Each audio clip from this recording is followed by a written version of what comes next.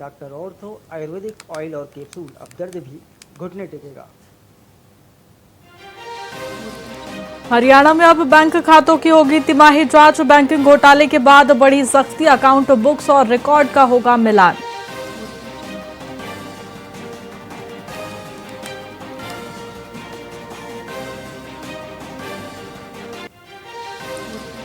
Haryana CM आवास पर BJP की बैठक शुरू। एसआईआर और संगठन पर फोकस। बैठक में मंत्री और 2024 के प्रत्याशी जुटे।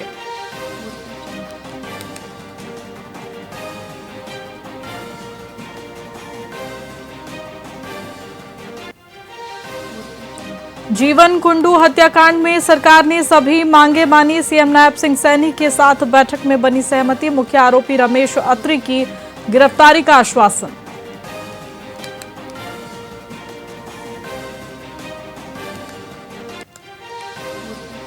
राव इंद्रजीत के बयान पर पंजाबी समाज नाराज। पंजाबी समाज बोला, हाथ पीछे खींचे तो सांसद नहीं बनोगे। मंत्री ने कहा था, पंजाबी नाम से वोट नहीं मिलते।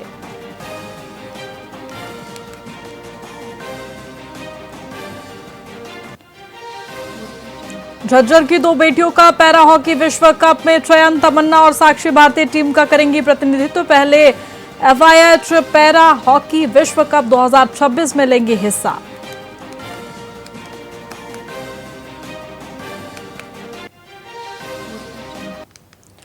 नमस्कार, मैं आपके साथ खुशी गोस्वामी। वीआईपी न्यूज में आप सभी का बहुत बहुत स्वागत है। रुक करेंगे खबरों की ओर। हरियाणा के बाढ़डा में संयुक्त किसान मोर्चा ने विभिन्न मांगों को लेकर जोरदार प्रदर्शन किया। हजारों की संख्या में किसान बाढ़डा अनाज मंडी में एकत्रित हुए और एसडीएम कार्यालय तक मार्च किया गया। किसानों ने एसडीएम आशीष सांगवान के माध्यम से बाढ़डा विधायक को ज्ञापन सौंपा, जिसमें गिरफ्तार किसानों की तत्काल रिहाई, 2023 के बीमा क्लेम का शीघ्र भुगतान, अमेरिका के साथ प्रस्तावित ट्रेड डील को रद्द करने, स्मार्ट मीटर नीति वापस लेने, बिजली खर्च और कृषि लागत कम करने की प्रमुखता से मांगे भी शामिल की गई। भारतीय किसान मजदूर संगठन के जिलाध्यक्ष राजकुमार हड़ौदी और श्योराड खाप 25 के प्रधान विजेंद्र बेरला ने किसानों को संबोधित करते हुए एकजुट होकर संघर्ष का आह्वान किया। उन्होंने चेतावनी दी कि मांगों पर कार्रवाई न होने पर बड़ा आंदोलन किया जाएगा। सबसे पहले तो हम आपके चैनल का धन्यवाद करते हैं, जो आप हमारी आवाज़ को बड़े अच्छे ढंग से उठाते हैं।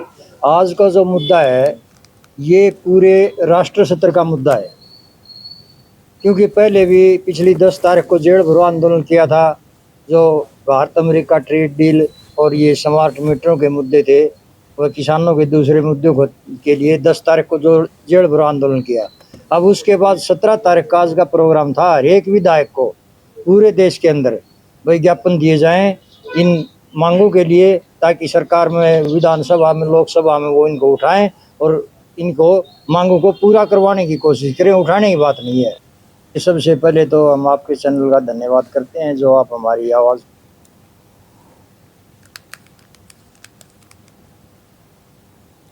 सोनीपत में जमीन धोखाधड़ी का मामला सामने आया है, जहां साधल कला निवासी सोनू नामक व्यक्ति ने आरोप लगाया है कि उसके लगभग आधा एकड़ जमीन किसी अन्य सोनू नाम के व्यक्ति ने धोखे से बेच दी है। पिछले 9 महीनों से वह अधिकारियों के चक्कर लगा रहा है, लेकिन उसे केवल जांच के आश्वासन ही मिले हैं। मामले की गंभीरता को देखते हुए सोनू ने जिला उपायुक्त कार्यालय परिसर में अपने परिवार और पशुओं के साथ धरना शुरू कर दिया है। उसकी जमीन गीता नाम की महिला के नाम रजिस्ट्री कराई गई है। इस धोखाधड़ी से सोनू और उसके परिवार की आजीविका पर संकट आ गया है। जिला पार्षद संजय बडवासनीय ने भी प्रशासन की कार्यप्रणाली पर सवाल उठाए हैं और बड़े अधिकारियों की मिलीभगत की आशंका जताई है।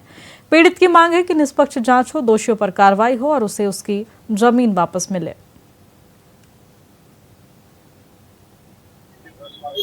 सोनू भाई सांदल कला गांव से है, किसान है, और धोखाधड़ी करके किसान ने दूसरे किसान की जमीन बेच दी और अपना हक पाने के लिए लगातार 9-10 महीने से प्रशासन अधिकारियों से न्याय की गुहार लगा रहा था। प्रशासन अधिकारियों ने कोई भी कार्रवाई नहीं की, जिसके विरोध में आज विवश होकर पशुओं के साथ, पूरे परिवार के साथ, बच्चों के साथ जिला उपायुक्त कार्यालय पर धरना शुरू किया है। न्याय की गुहार लगाई है। एक तरफ प्रशासन कह रहा है कि राम राज्य, सरकार कह रही राम राज्य की स्थापना है, और दूसरी तरफ जो दूसरों का पेट भरता अन्नदाता किसान है, उसकी जमीनी धोखाधड़ी करके बेच दी जाती है। मैं संदलकला का रहने वाला हूँ। मेरा आधा किला राजलुगड्डी का कोई उसने धोखाधड़ी से राजलुगड्डी बेच दी है। सोनू नाम है इसका, राजपुर का जो है, और मेरा नाम भी सोनू है सर। और राजलुगड्डी गीता नाम पे रजिस्ट्री हो रखी है वो। और मैंने जब से मुझे पता चला है, मैं पिछले 8 महीने से हर अफसर के पास आया हूँ। मैं कोई भी अफसर ये नहीं बोल सकता कि मेरे पास नहीं आया, कोई भी नहीं बोल सकता। मैं सबके पास आया हूँ, लेकिन सब बोलते हैं 2-3 दिन को इंक्वायरी कर रहे हैं। 2-3 दिन करके मेरे को 8 महीने हो गए हैं और मेरा कुछ नहीं हुआ है। तो अभी मैं अपने घर परिवार को, अपने गाँव को साथ लेके आया हूँ, अपने पुष्पों को भी साथ लेके आया हूँ। जब तक मेरी जमीन नहीं वापस आएगी मैं यहाँ से नहीं जाऊँगा। धर्मवती। हाँ जी, बताओ जी। हाँ जी, हमारे लड़के की जो जमीन है वो इन्हें हड़प रखी है। राजपरिया ने, जिन राजलुगड्डी वाले ने धोखाधड़ी तक ले रखी है। हमारी जमीन वापस दिवा दी। आपका बहुत शुक्रिया। और सारे अफसर मिल रहे हैं, ऊपर तय नीचे तक। भिवानी में नगर परिषद के सफाई कर्मचारियों की हड़ताल के कारण शहर भर में कचरे का अंबार लग गया है। इस गंभीर समस्या के बीच कांग्रेस पार्टी ने भारतीय जनता पार्टी सरकार के खिलाफ अनोखा विरोध प्रदर्शन किया। कांग्रेस के जिला उपाध्यक्ष प्रदीप गुलिया ने कचरे के ढेर पर बीजेपी का झंडा गाड़कर सरकार पर सफाई कर्मचारियों की मांगों की अनदेखी करने का कड़ा आरोप लगाया। उन्होंने कहा कि सरकार कर्मचारियों की समस्याओं पर ध्यान नहीं दे रही है, जबकि वे शहर को स्वच्छ रखने के लिए अथक प्रयास करते हैं। गुलिया ने सरकार से तत्काल हस्तक्षेप कर कर्मचारियों की जायज मांगों को पूरा करने और सफाई व्यवस्था बहाल करने की मांग की है।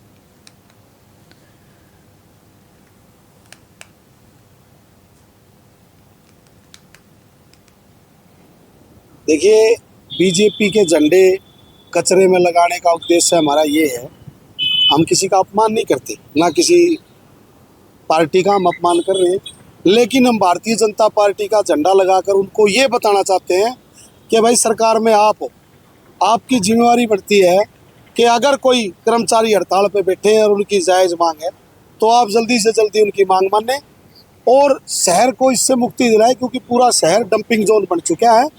तो आज पूरे शहर में हमने घूम के देखा, आप लोगों ने भी देखा, बहुत बुरा हाल शहर में हो रखा है। और मैं भिवानी के नागरिकों से भी अपील करता हूं कि भाई आप अपना विरोध करें, हम भी अपना विरोध करें। महात्मा गांधी जी ने हमें सिखाया है कि भाई बिल्कुल आप अपना विरोध जरूर दर्ज कराएं अगर कोई गलत होता है तो। देखिए, बीजेपी के झंडे कचरे में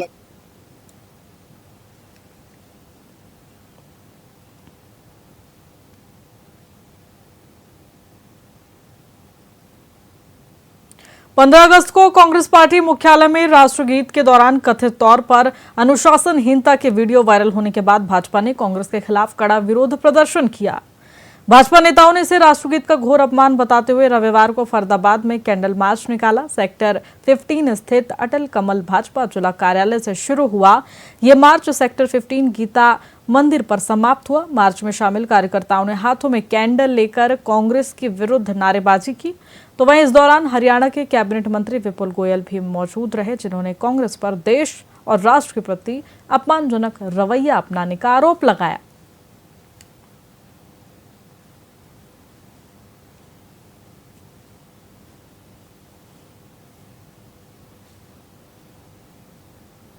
मंत्री जी, आज कैंडल मार्च निकाला है, हजारों की संख्या में भाजपा के कार्यकर्ता शामिल रहे, क्या वजह है?